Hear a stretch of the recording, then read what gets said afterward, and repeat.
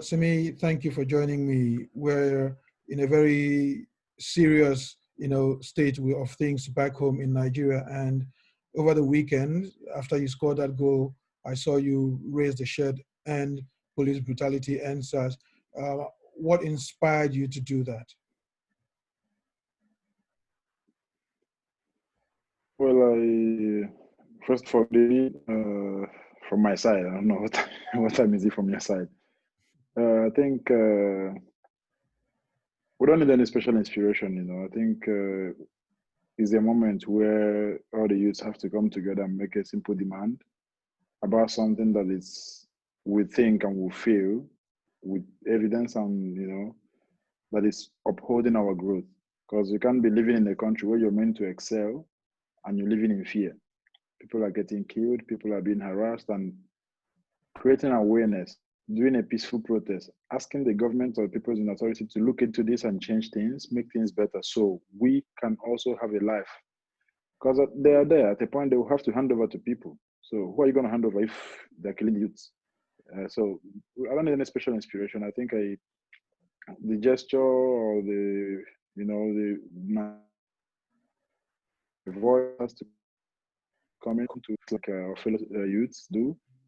So we're here. The only way we can do is, try to make our voice heard as well, that we're part of what we're doing and it's a peaceful thing. We're asking for something very simple that the government and the leadership should look into. So it's very heartbreaking how things are turning out.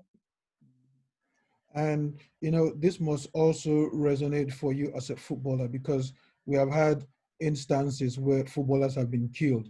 We saw Kazim Tiamiyu, the Remo Stars player who was, arrested by and got knocked down by a car when he was arrested by police. We know of Izu Joseph, who was shot in his village, when he was just going there after a full season. So that must have, as a footballer, that must have touched you very much.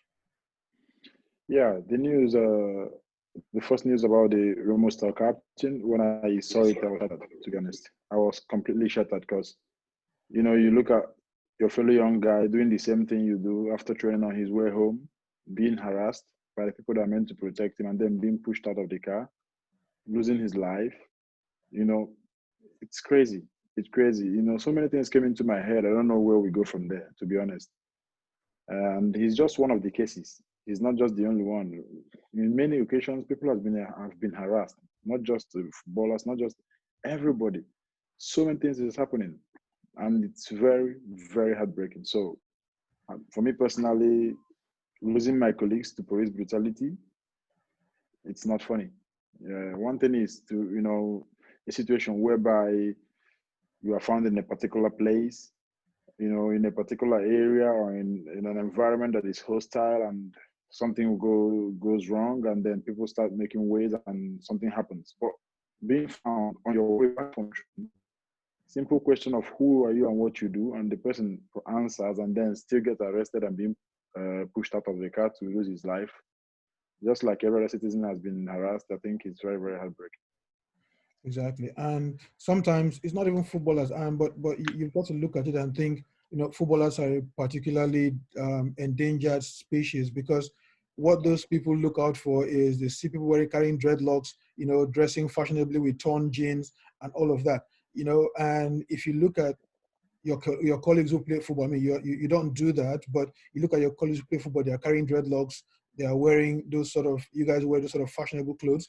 It must concern you even more that you can be a victim at any time. I don't. The thing is, in the way Nigeria is structured now, the way things have gone, and where we are at the moment, you don't even need dreadlocks to be harassed or to be treated the way they treat others. Because I come back home, you know, I've been stopped. I won't say harassed. Okay, let me not. I won't make allegations that have not been true, but I've been stopped many times just for the male looking, when they look into a car and see a young boy, they feel like, okay, you're driving a car or whatever it is, or you dress good or what. They have to put you on the side.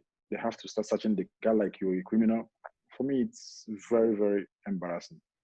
We're here, we're doing a lot of sacrifices. Trying to make ends meet just like every every civilized human being, just like every other Nigerian who goes to their offices and work. And then when you come back home to your country to rest and have a good time in the midst of a family, you come outside and then somebody stops you, start asking you questions. When you answer in a simple tone, they get aggressive, to change the situation and then take it to the angle they want to.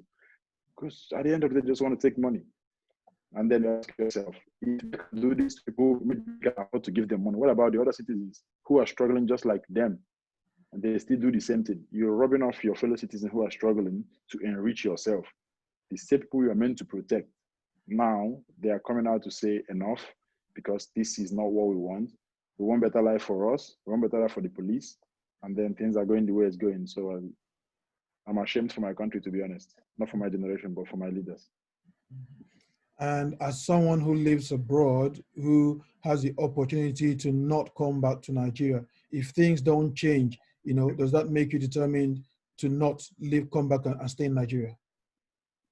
To be honest, I have to think. At this moment, I'm seeing what's happening even today, the way the military has been ambushing places today from what I saw on the news and the videos and the clips. I don't know. What will I tell my kids? What will I tell my family? Will I be willing to take them to such a hostile environment? These are things that you have to think of. One thing is, when I was young, I was a single guy, I do anything. But now I have a family to look after. And then what message will I pass to my wife or to my kids, my baby, to take her to Nigeria? Imagine I will be driving with them in Nigeria, and then I'll get stopped and get harassed at gunpoint for no reason. I have to think about the psychological effect it will have on them. Just like so many things are going wrong because people go through this psychological, how do I put it? Trauma. Psychological trauma or torture. They don't know the impact they live in people's lives. People can't even walk out freely. They just got abused for nothing. So it's crazy. To be honest, it's something you have to think of. Of course, Nigeria is our country. We want a better Nigeria, but it's difficult. It's difficult. It's a difficult moment. Yeah, it is. And, just as fellow players, and fellow international players, have you spoken with your teammates, whether the ones in Italy or the ones around Europe, just to sort of get a hand on how things are, how these things are going, and maybe what kind of reaction you guys should get? Because we're seeing it spontaneously happen between your teammates, everybody carrying shirts and doing that. But have you guys spoken about it in any way? No, me personally, my teammates like from Nigeria, I've not talked about anything. We are all on our shelves, feeling the way we are feeling, very bad, lending our voices the way we can, supporting what's going on because it's very peaceful. I'm not a hostile person. I don't like. One thing I appreciate in life is when people carry about their businesses in a respectful way. And I was proud of this generation because they are doing something for the first time in the history. I've never seen it happen before. Maybe it has happened. No, somebody can educate me or enlighten me. I've never seen any protest gone this peaceful. Never in my life. Never heard of anyone. In a protest where nobody's looting anybody. In a protest where people are together. In a protest where I've not seen a situation where they say an Hausa guy is clashing with a Yoruba guy or an Igbo guy. In a mixed country like Nigeria, tribalistic country like Nigeria with so many tribes, people are together asking for one thing. Let's change this for the betterment of our country. So me, I've been very, very to be honest, I've been low, I've been down. I'll have to explain to my teammates here, telling my club teammates a lot of times I'll have to be explaining what's going on with heavy heart, of course, because it's really worrisome, they see by on the media as well, and then nobody expected. They didn't know I had the shirt, so when they saw it, they were like, "What's going on?" They have to look into it and see what's really happening, and it's been crazy. It's been crazy. Mm-hmm. And when they saw it, yeah, that must have been something of a surprise to them. Are we possibly seeing, how long are we going to see you continue to do this? And do you see at some point your teammates, your non-Nigerian teammates, might join you? Because we've also seen some international players like Marcus Rashford and so on get in on the act. So we will see your teammates at Torino somehow get behind you, and how long are you going to do this for? For me, as long as it takes. I think the last time I celebrated the goal properly, I think it was before COVID.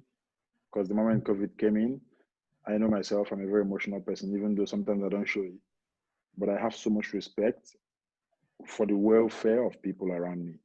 I'm not a selfish person. I don't just think about myself, I think people as well. So from the moment COVID came in and people start losing their lives, for me, football became just a job. You know, I put everything about the love, the fun on the second foot, because just I have to be professional and do what I have to do, because you know that's the only way for from my table and respect my contract. But now the way things are going, I can't see myself. I can't see the joy in scoring a goal. I can't see the joy in celebrating one single goal. But one thing is for sure, I'll keep sweating, I'll keep playing, I'll keep scoring for the fallen heroes. But celebrating like in a joyful manner will be hard for me, even if I have to, even if I do it. But I think everything I'll do now will have to be for them, because it's crazy how people who will just march out peacefully, like I said before, today we saw what's going on. We saw the Nigerian flag being blooded. You know, people are being shot like animals by somebody who is just sitting. A father, I don't know, the military guys, the guys that are shooting can be a father, of course, with family, with wives, with kids, and you're shooting somebody, you know, what message are you sending out to your kids? So I don't know how long it's going to take, but like I said, I'm proud of my generation and appreciate everything they've done. The man that conducted themselves have shown what it means to be a true Nigerian. All right, thank you very much, Simy. I appreciate it, and hopefully we'll keep in touch as this goes on. Thank you very much. Thank you. Good luck in your game.